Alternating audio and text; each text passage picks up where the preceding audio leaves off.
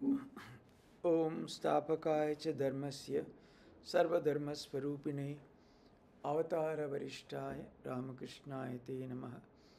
जननीं शारदां देवीं रामकृष्णं जगद्गुरुं पादपद्मे तयोः श्रुत्वा प्रणमामि मुहुर्मुहुः।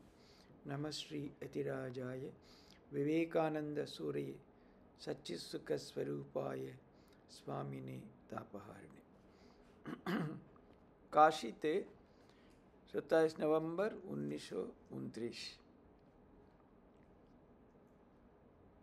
থেকে 15 ফেব্রুয়ারি 1928। মহারাজ অনেক দিন ছিলেন মনে হচ্ছে। কাশীতে অবস্থানকালে মহাপুরুষ মহারাজ প্রায় 50 জন ভক্ত নরনারীকে মন্ত্র দীক্ষা দিচ্ছিলেন। কাশী শিবক্ষেত্র, সেই জন্যে ইতপূর্বে স্বামী ব্রহ্মানন্দ মহারাজ বা স্বামী শারদানন্দ মহারাজ প্রমুখ ঠাকুরের অন্তরঙ্গ শিষ্যের মধ্যে কেউই কাশীতে মন্ত্র দীক্ষা দেন নেই। অথচ মহাপুরুষ মহারাজ এই নিয়মের ব্যতিক্রম কেন করলেন তাহা ভাবিয়া অনেক সাধু ও সেবকদের মনে কেমন একটা খটকার সৃষ্টি হয়েছিল। কেন যেখানে রাজা মহারাজ করেননি, শারদ মহারাজ করেননি, হঠাৎ মহাপুরুষ মহারাজ কেন করলেন? ন্যাচুরালি ওটা সবার একটা মনে লাগলো, আরে কী ব্যাপার, কেন এরকম করলেন মহারাজ? তখন বোধহয় সোজা জিজ্ঞাসা করে বসলো কেউ আর কি। সেই সন্দেহ নিরাকরণের জন্য একদিন জনৈক সেবক তাহাকে জিজ্ঞাসা করেন, মহারাজ, আমাদের মনে একটা সন্দেহ এসছে, আপনি দয়া করে সেই সন্দেহটা মিটিয়ে দিন। শুনেছিলাম যে রাজা মহারাজ প্রভৃতি কেউই কাশীতে দীক্ষা দিতেন না, অথচ আপনি তো এখানে দীক্ষা দিচ্ছেন। সেবকের এই প্রশ্ন শুনিয়া তিনি খানিকক্ষণ খুব গম্ভীর ও মৌন হইয়া রইলেন। ওরা কোনো কাজ না মহাপুরুষ মহারাজ, এরা অমনি করতেন না, এবং কিছু জিজ্ঞাসা করলেও চটজলদি জবাব, কেন ওরা অনেক গভীরে যেতেন, জানতেন, সেভাবে জবাবও দিতেন আর কি। পরে ধীরে ধীরে বলিতেছেন, দেখো বাবা, আমি দীক্ষা দিচ্ছি এই বুদ্ধি আমার মোটেই নেই। প্রথম কথা, আমি তো দিচ্ছি না, কাজে ওনার ওইতে কোনো দায়িত্ব নেই, তো ঠাকুরের ব্যাপার। ঠাকুর কৃপা করে আমার ভিতর গুরুবুদ্ধি কখনো দেননি। জগৎগুরু হলেন শঙ্কর, আর এই যুগে ঠাকুর। তিনি ভক্তদের প্রাণে প্রেরণা দিয়ে এখানে নিয়ে আসেন, আবার তিনি আমার অন্তরে বসে যা বলান আমি তাই বলে দিই মাত্র। ঠাকুর হলেন আমার অন্তরাত্মা। খুব সুন্দর মহারাজ জবাব দিলেন। না, ওরা প্রত্যেকেই সেরকম রাজা মহারাজের কিছু কোনো অনেক কিছু অন্যরা বুঝতে পারতো না, কেন মহারাজ এটা করলেন। ওরা সব ভাবরাজ্যে বিচরণ করত, ওরা তো এরকম আমাদের মতন সাধারণ ব্যক্তি নয়। কাজেই ওরা ভাবে, উনি তো বললেন, দেখুন ঠাকুর কৃপা করে, জগৎগুরু তো শঙ্কর, এই যুগের হলে ঠাকুর, তিনি ভক্তদের প্রাণে প্রেরণা দিয়ে এখানে নিয়ে আসছেন, আমার অন্তরে বসে যা বলেন আমি তাই বলছি। কাজেই মহারাজ সম্পূর্ণভাবে কোনো দায়িত্ব এই ব্যাপারে নিলেন না, বলেন ঠাকুরই নিয়ে আসছেন, উনি আমার মধ্যে বসিয়ে এ করাচ্ছেন, অতএব আমার কোনো দায়িত্ব নেই, আমি নিজেই আমি করছি এই বুদ্ধিতে আমি করি না। কাশী অদ্বৈতাশ্রমের দোতলার উপর কোণের একটি ঘরে মহাপুরুষ মহারাজ থাকেন। শীতকাল, অনেক সাধু ব্রহ্মচারী সমাগমে দুই আশ্রমই ভরপুর। অনেক মহাপুরুষজির পূত সঙ্গ লাভ করিবার জন্য তথায় সমবেত, আর নিত্যই বহু ভক্তদের ভিড়, যেন ছোটোখাটো উৎসব, আনন্দের মেলা। অ্যাকচুয়ালি দেখুন, 1927-28 ঠাকুরের প্রায় তারা ডাইরেক্ট ডিসাইপলস এক এক করে অনেকেই চলে গেছিলেন। তারপরে ওই সময় কে ছিলেন? মহাপুরুষ মহারাজ, গঙ্গাধর মহারাজ, বিজ্ঞানানন্দজি, অখণ্ডানন্দজি আর অভেদানন্দজি, এই পাঁচজনই ছিলেন। অতএব যে কোনো আশ্রমে ঠাকুরের সন্তান আসলে ভিড় জমে যেত, আর বক্তারাও খুব আসত। কেননা সবাই জানে এরা চলে গেলে একটা বিশাল জেনারেশন গ্যাপ হয়ে যাবে, এর এই অভাব কখনো পূরণ হবে না। যেরকম আমরা পরপর দেখতে পাচ্ছি, তারপরে যারা পরবর্তীকালে যারা ছিলেন, বিরজানন্দজি, শুদ্ধানন্দজি, শঙ্করানন্দজি, এরকম তারাও এখন কত দুর্লভ এখন মানুষ সব বুঝতে পারে তার পরবর্তী। অতএব এই হতে হতে ন্যাচুরালি সেই ধরনের তো পাওয়া যাবে না মহাপুরুষ মহারাজ, বা জন্য উনি এসেছেন শুনেই একদম ভিড়, আনন্দের মেলা। একদিন সকালে যথারীতি দুই আশ্রমের সাধুগণ একে একে তাকে প্রণাম করিয়া আশীর্বাদ গ্রহণান্তর ফিরিয়া যাইতেছেন। এমন সময় জনৈক সন্ন্যাসীকে লক্ষ্য করিয়া তিনি বললেন, দেখো, কাল রাত্রে একটা ভারী মজা হয়েছে। গভীর রাত শুয়ে আছি, হঠাৎ দেখি যে এক সৌম্য শ্বেতকায় পুরুষ জটাজুটধারী ত্রিনয়ন সামনে এসে দাঁড়ালেন। তার দিব্য কান্তিতে চারিদিকে আলোকিত হয়ে গেছে।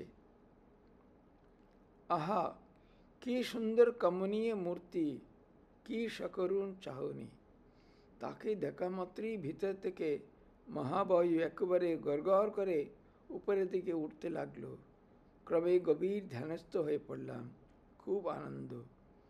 এমন সময় দেখি যে সে মূর্তি ক্রমে বিলীন হইয়া গেলেন এবং তার স্থানে ঠাকুর দাঁড়িয়ে আছেন সহাস্যবদন। আমি হাত দিয়ে ইশারা করে বললেন, তো এখনো থাকতে হবে, আরও কিছু কাজ বাকি আছে। ঠাকুর ইহা বলার সঙ্গে সঙ্গে মন আবার নিচের দিকে আসতে লাগলো এবং বায়ু ক্রিয়াও চলতে লাগলো। সবই তার ইচ্ছা। আমি কিন্তু বেশ আনন্দে ছিলাম। তিনি আর কেউ নন, সাক্ষাৎ বিশ্বনাথ এসেছিলেন। সন্ন্যাসী, আপনি কি স্বপ্নে দর্শন করেছিলেন, না হে জেগে জেগে? এইমাত্র বলিয়া সে কথা চাপা দিয়া অন্য কথার অবতারণা করিলেন। দেখুন, মানে যেখানে একেবারেই সাক্ষাৎ শিবের দর্শন হয়েছে, শুধু তাই নয়, সে মূর্তি বিলীন হয়ে গেল, ওই জায়গায় ঠাকুর দাঁড়িয়ে গেলেন। উনি হাত দিয়ে বললেন, তোমাকে এখনো থাকতে হবে, আর কিছু কাজ বাকি আছে।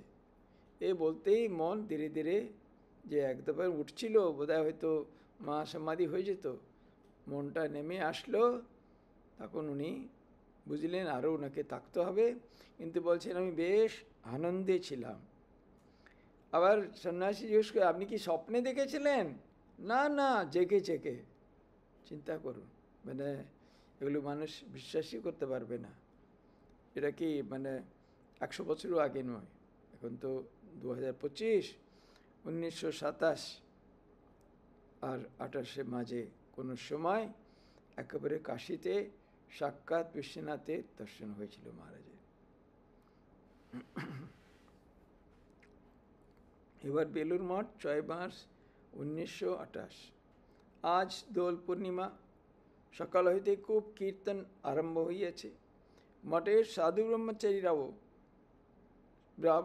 ব্রহ্মচারীরা ও ভক্তেরা সকালেই হোলি উৎসবে মাতোয়ারা।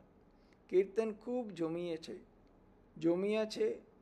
এমন সময় দক্ষিণেশ্বর হইতে শ্রী শ্রী ঠাকুরের ভ্রাতুষ্পুত্র রামলাল দাদা আসিয়া পৌঁছিলেন। তাকে পাইয়া সকালের উৎসাহ যেন শতগুণে বাড়িয়ে গেল।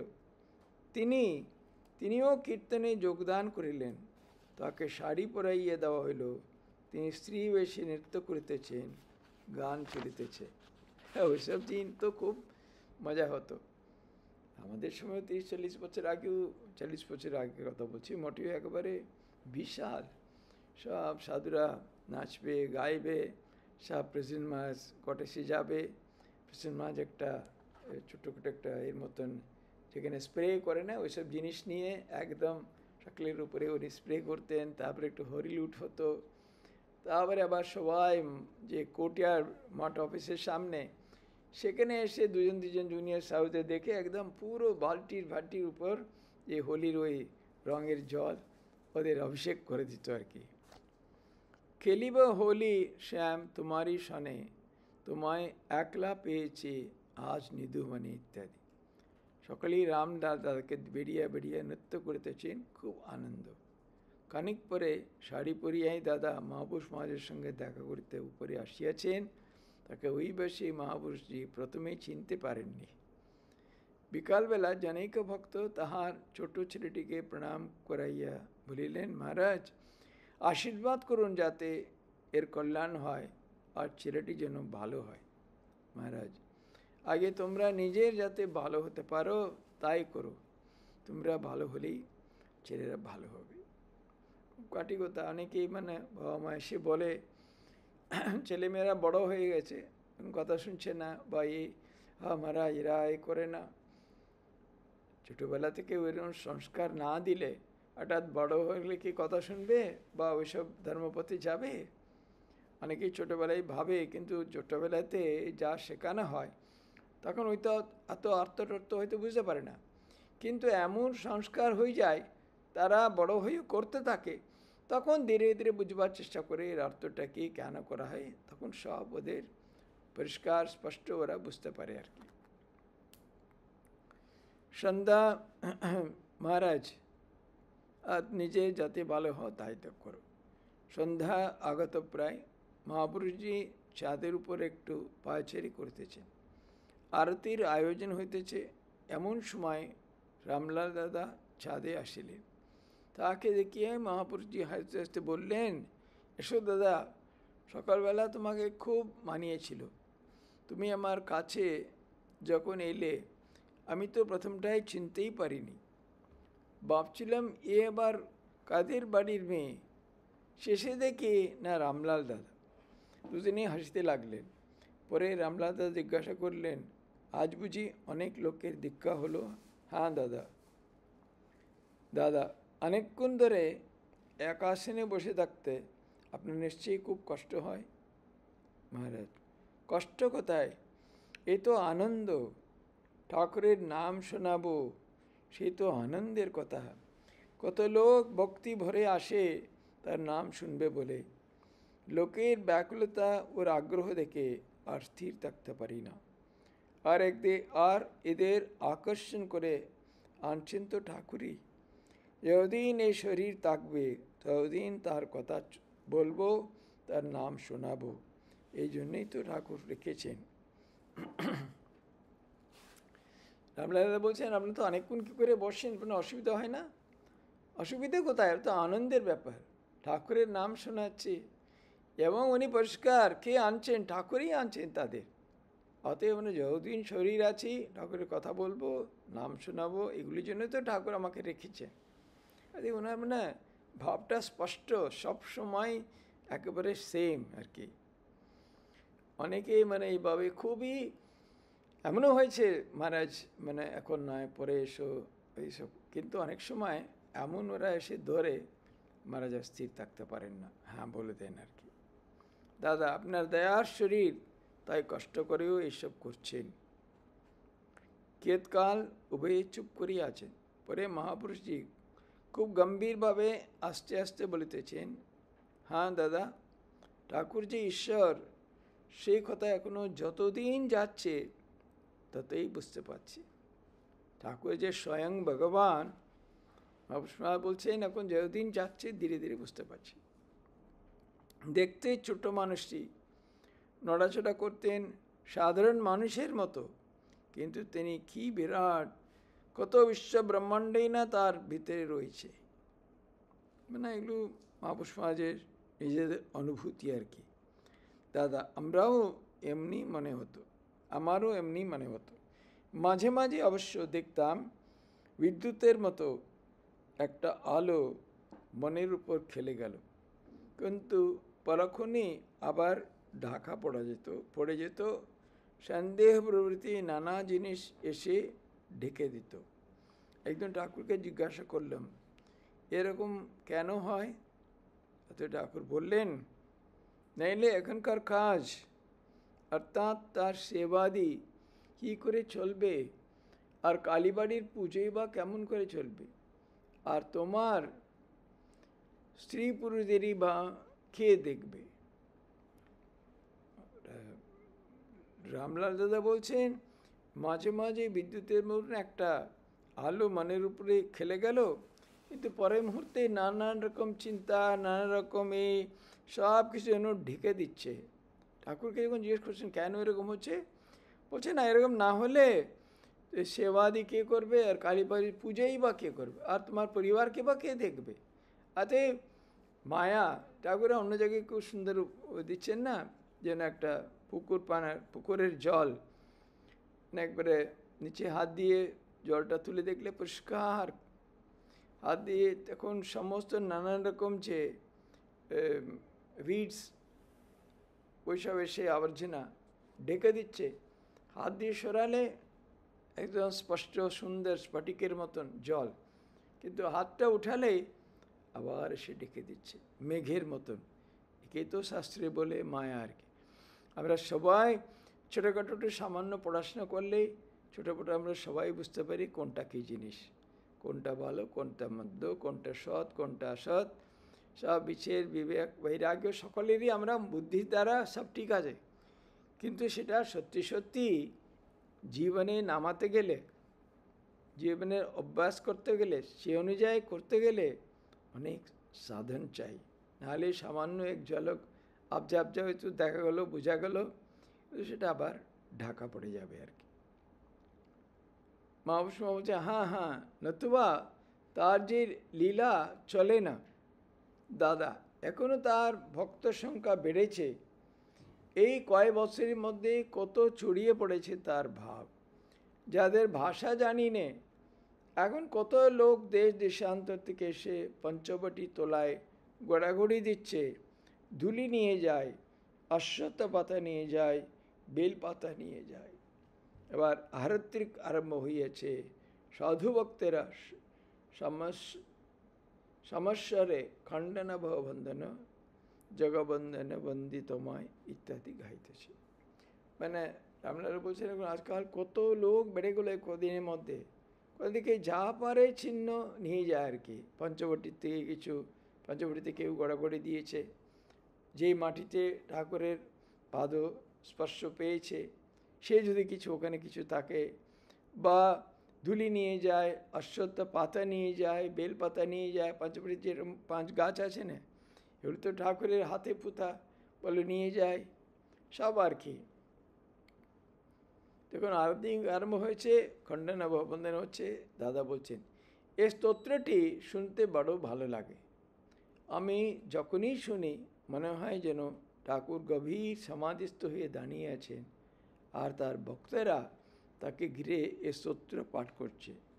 যাই ঠাকুর ঘরে যাই, আরতির যে ঘণ্টা পড়েছে, খণ্ডনব শুরু হয়েছে, রামলাল বলছেন শুনতে খুব ভালো লাগে, মনে হয় যেন ঠাকুর সমাধিস্থ হয়ে দাঁড়িয়ে আছেন এবং ভক্তরা তাকে ঘিরে ঘিরে এ স্তোত্র করছে। তখন বলছেন চলুন ঠাকুর ঘরে। এই বলি আর রামলাল দাদা ঠাকুর ঘরে গেলেন। মহাপুরুষ মা এই স্তোত্রের সম্বন্ধে বলতে লাগলেন, আগে মঠে আরতির সময় এই স্তোত্র গাওয়া হতো না, তখন জয় শিব ওঙ্কার, ভজ শিব ওঙ্কার ইত্যাদি বারম্বার গাওয়া যেত, মানে স্বামীজির সময় প্রথম আর কি। তারপর স্বামীজি নিজেই খণ্ডনব বন্ধনে এই স্তবটি রচনা করলেন, তাতে সুর দিলেন এবং সকলকে নিয়ে গাইতে শুরু করলেন। প্রথম যে বারণাগর সময় তো জয় শিব ওঙ্কার, ভজ শিব ওঙ্কার ওইসবই করতো, তারপরে কোনো একটা সময় স্বামীজি নিজে এটাকে রচনা করলেন আর সকলকেও প্রশিক্ষণ দিলেন। তিনি নিজেই ভকওয়াত বাজিয়ে গাইতেন, সে কি অদ্ভুত দৃশ্য! একই তো তার ভৈরবের মতো দিব্যকান্তির শরীর, তার উপর ভাবে মাতোয়ারা হয়ে পকওয়াজ বাজিয়ে যখন গাইতেন, সে যে কি এক গম্ভীর ভাবের সৃষ্টি হতো, তার কি বলবো। ভাবুন, স্বয়ং স্বামীজি কান্না ভববন্ধনে গাইছেন, পকওয়াজ বাজাচ্ছেন, তার গানের যেরকম বাজনাও সেরকম, কি একটা অদ্ভুত পরিবেশ সৃষ্টি হতো ওখানে। মহারাজ এই বলছেন, আর কি আর বলবো। বেলুর মঠ, এপ্রিল 1928। এবার কাশিধাম হইতে ফিরিয়া আসিয়া মহাপুরুষ মহারাজের শরীর তত ভালো নয়, প্রায় মাথা ঘরে, হাঁটিতে পারেন না, হাঁটিতে গেলে পা টলে, শরীরের কথা জিজ্ঞাসা করলে বলেন শরীর ভালো নাই, একটা না একটা কিছু অসুখ লেগেই আছে। এইসব হচ্ছে নোটিশ। শরীর যে আর বেশি দিন থাকবে না তার নোটিশ দিচ্ছে। বলছেন মানে কাশিতে ফিরে এসে দেখলো তার নানান রকম অসুবিধে হচ্ছে, এই হচ্ছে, তখন বলছেন এগুলো নোটিশ আর কি, বেশি দিন থাকবে না, শরীর যে চলে যাব সে নোটিশ দিচ্ছে। তা আমরাও রেডি হয়ে আছি, আমি ready, we are ever ready to jump in to mother's lap. মায়ের কোলে ঝাঁপিয়ে পড়ার জন্য আমরা সর্বদাই প্রস্তুত হয়ে আছি। শ্রী গুরুর কৃপায় এটা বেশ বুঝতে পেরেছি যে এই শরীরটা আমি নই। সেই জ্ঞান তিনি দয়া করে খুব পাকা করে দিয়েছে। মানে জানেন উনি ওনার শরীর গেলেই মায়ের কোলেই যাবেন, সেই নিশ্চিন্ত। আবার ঠাকুরের কৃপায় এই শরীরটা আমি নয়, আমার স্বরূপটা শরীর মন নয়, সেটা উনি বুঝতে পেরেছেন। বলছেন ঠাকুর সেই জ্ঞান খুব পাকা করে দিয়েছে। বেলুড় মঠ 7 জুলাই 1928। মহাপুরুষ মহারাজ তার ঘরে বসিয়া মঠের জনৈক সন্ন্যাসীর সহিত কথাবার্তা বলিতেছেন। আরও কয়েকজন সাধু ব্রহ্মচারী তাই উপস্থিত আছে। কথা প্রসঙ্গে শ্রী সন্ন্যাসী বলিলেন, ইমোশনি ভাবি সব রিজন বিচার কেবল একটু পথ দেখায়। হরি মহারাজও বলতেন যে ইমোশনি মানুষকে ধর্মপথে টেনে নিয়ে যায়, আর ইন্টেলেক্ট বুদ্ধি সামান্য সাহায্য করে মাত্র। খালি বিচার বা বুদ্ধি দ্বারা ধর্ম বোঝা যায় না।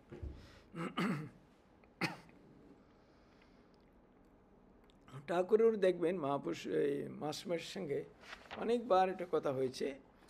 প্রথমেই উনি যখন তর্ক করতে লাগলেন ঠাকুর তাকে চুরমার করে দিলেন। তারপরে আমি দেখলাম আরেকটা দিন যখন উনি দক্ষিণেশ্বরে টানা বেশ কিছুদিন ছিলেন, তারপরে ঠাকুর বারবার বলছে বলো আর বিচার করব না, বলো আর বিচার করবে না, কথা দাও, এইসব। সে হচ্ছে কি ঠাকুর কি তাহলে যুক্তিসঙ্গত কিছু চাইতেন না? নিশ্চয়ই চাইতেন, কিন্তু তর্ক এগুলো আমাদের মতন সাধারণ স্তরের লোকের জন্যে।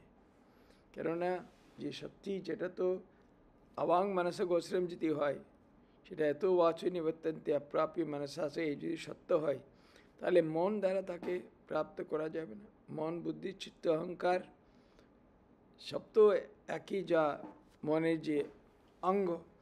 তাহলে এ দ্বারা যদি না হয় তাহলে এত এরপরে প্রাধান্য দেওয়ার তো দরকার নেই। এবং কেউ আমাদের বললো অদ্বৈত যে মতের সাধনাতেও শ্রবণ মনন অবধি বিচার, এরপরে নিধিধ্যাসন মানে তার তখন আর বিচার নেই। ওই অবস্থার সম্বন্ধে জেনে ওই অবস্থাতে অবস্থিত হওয়া, ডুবে যাওয়া, ওইভাবে থাকা। অতএব একটা জায়গায় প্রথম জীবনের এরকম একটা সাধক জীবনের প্রথম পর্বে কিছুদিন ওইভাবে মানুষ করতে পারে কিছু হয়তো বিচার বা ইয়ে, কিন্তু তারপরে তার কোনো স্থান বা জায়গা নেই আর কি। মহারাজ, ধর্ম হলো অনুভূতির জিনিস, উপলব্ধির বস্তু। স্বামীজি যখন বলেছেন রিলিজিয়ন ইজ রিয়েলাইজেশন, অনুভূতি ধর্ম, তার পূর্ব পর্যন্ত ইন্টেলেক্টের বুদ্ধি এলাকা, তখনও কিন্তু ঠিক ধর্মজীবন আরম্ভ হয়নি। এটা ঠাকুরের কাছ থেকেই উনার স্বামীজির পাওয়া ধর্ম অনুভূতির বিষয়ে। ঠাকুর যেটা বারবার বলছেন না, সাধন করো, তুমি সাধন করে যখন উপলব্ধি তোমার হবে তখন দেখবে সেখানে কোনো ভেদই নেই, কোনো আলাদা আলাদা কিছুই নেই, সব সমান। সেই পর্যন্ত কেন যে আসল সত্যি যে অতীন্দ্রিয় জগতে যদি আমরা কিছু পাই, সেটা তো জাগতিক কোনো বস্তু বা কোনো ইন্দ্রিয় দ্বারা তাকে প্রকাশ করতে সম্ভব নয়।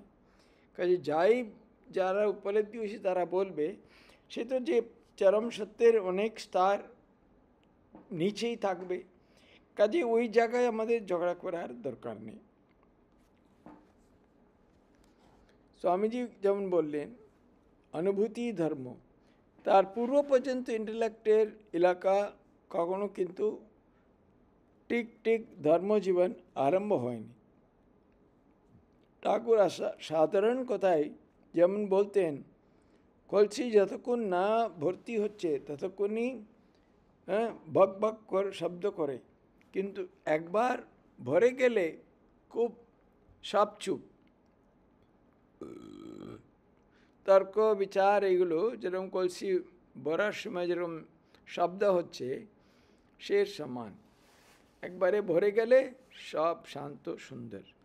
যেমন সুন্দর উপমা, তার ছোট ছোট কথার ভিতর কত গূঢ় অর্থ রয়েছে।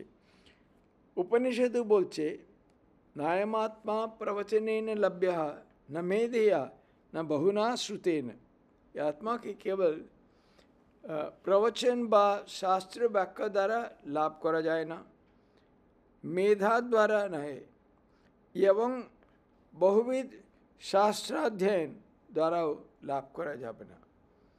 কিন্তু মানুষ তার এই ক্ষুদ্র বুদ্ধি তার দ্বারা তাকে বুঝবে অসম্ভব। ঠিক কথা, মানুষ তার এই ক্ষুদ্র বুদ্ধির দ্বারা তাকে বুঝবে অসম্ভব। তাই তো ঠাকুর গাইতেন, কে জানে রে কালী কেমন, ষাড়দর্শন না পায় দর্শন। এই বলিয়া খুব তন্ময়ভাবে মহাপুরুষে গানটি গাইতেছে। মহাকাল জেনেছে কালীর মর্ম, আর কে বা জানে তেমন। এই অংশটি বারংবার আবৃত্তি করলেন। খানিক পরে যেন সুপ্তোক্তিতের ন্যায় বলিলেন, ইন্টেলেক্ট দ্বারা মানুষ সেই অব্যক্তকে বুঝবে। এই মহামায়া কৃপা করে যদি আবরণ একটু সরিয়ে দেন তবে। ঋগ্বেদে নাসদীয় সূক্তে এ অব্যক্ত অবস্থার বেশ সুন্দর বর্ণনা রয়েছে। এ বলিয়া মহাপুরুষজি খুব করিয়া আবৃত্তি করিতে আরম্ভ করিলেন, সুর করিয়া আবৃত্তি করিতে আরম্ভ করলেন। নাসদাসীনো সদাসীতদানীং নাসিদ্রজো নো ব্যোমা পরোয়ত কিমাবরিমহ কুহকস্য শর্মন্নম্ভः কিমাসীদ অগানং গভীরম। তাহা কি চমৎকার! এই টেবিলের উপর একখানে খাতায় সবটা লেখা রয়েছে। আমি মাঝে মাঝে পড়ি, ঠিক গভীর ধ্যানের অবস্থা এত দর্শন করা হয়েছে। পড়ে তো একবার।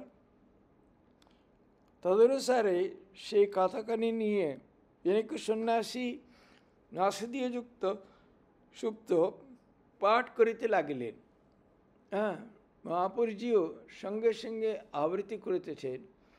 न मृत्युरासीद अमृतं न तर्हि न रात्र्या अहम आसीद प्रकेतः अनीदवातं स्वदया तदेकं तस्माद्वान्य परः किंचानस् तव आसीद तमसा गूढ़म अग्रेह प्रकृतेहम सलिलम सर्वमा इदम।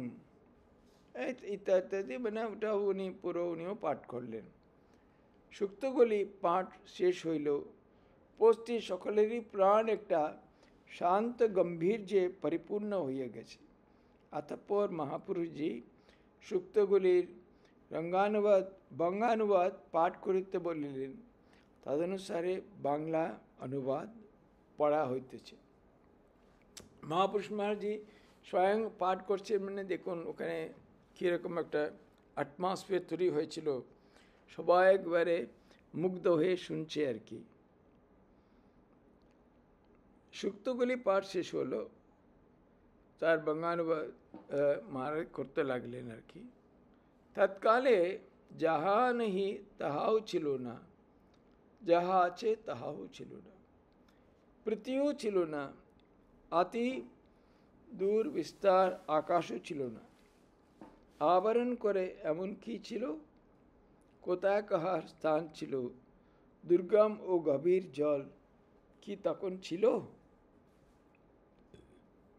মানে যেটা যাহা নেই তাহাও ছিল না, যা আছে তাহাও ছিল না। তার মানে ওখানে সৃষ্টি ফৃষ্টি সবের পারে, আরও ঊর্ধ্বে।